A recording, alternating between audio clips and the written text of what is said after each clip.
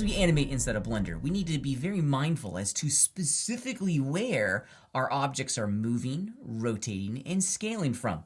The location of transformation on each object is called an object's center point. And if you look real closely inside of our scene, we can very, very easily see that location represented by an orange dot. I'm going to grab my left paddle here, and if I zoom in, there it is. That little orange dot right there is the object's center point. And if you look very carefully, the default location for all of our center points is going to be the global origin of our three-dimensional scene. Now, and that's okay for the most part. If we're just moving our objects, like if I just hit the G key and grab this object around, it's not going to have too much of an impact. However, it's going to have the object center point is going to have a huge impact when we start rotating our objects. And a lot of our animated characters, we're going to be just fundamentally rotating joints. We're not going to be moving them, we're going to be rotating. So rotation is a big thing for us in the world of animation. If I select the R key, which activates the rotate tool, now you can see that the object is rotating around that center point like a hinge on a door, which isn't what I want. I want this object's center point to be in the center of our geometry. So when I move, rotate, and scale it, it's going to be doing all of those transformation locally at the middle of the cube versus the middle of our three-dimensional scene. So we need to make a small change here. We need to change the location of our center point. We can do that quite easily by going into the Object pull-down menu at the top of the screen. So way up here, go into the Object pull-down menu, and we have a whole category here called Set Origin. And if you look at the choices, I think they're just beautifully labeled. We want to have the origin to move to the geometry. We want the geometry to stay in its current location and have the center point shoot over to it. Let's do it real fast. I got my little paddle selected. I'm going to go into that same pull-down menu, Origin to Geometry. Boom, there it is. Check it out.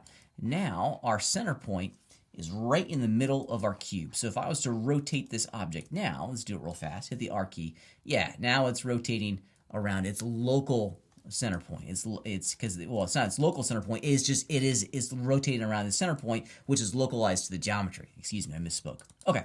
However, if we look at with this change done, we have one small problem that we need to solve. Check it out. We moved the center point from the origin, its default location, to where the geometry was. And in doing so, we also changed the transform channels for this object. They're no longer at 0. All that work that we had done before to create this starting pose has been removed. If I was to clear this value and put it to 0, yeah, now our cube goes back to the center, which isn't what we want. Let's put it back, okay? What we want is that we want this value to be 0 with its origin surrounded by the geometry itself, okay? And the way that we do this is through the Object pull-down menu. Now, I want you to look very carefully here because this is going to produce a small little problem. There's one difference that we need to make. If we were to go up and do Apply Location, okay, oops, I forgot to select it, excuse me. Apply Location. So we get the result that we want. The location values of our transform channels have been back to 0. However, we have taken one step forward and one step backwards because check out where the location of our origin point is, our object center point is. It's back at the origin of our three-dimensional scene. So we haven't really gotten the result that we're after. I want to hit the undo key real fast, Command Z, to go back one step in my command history. And there's one small change that we need to make here. This the origin point, the center point for my object is back at the center of my geometry, which is what I want. With this object selected, the solution is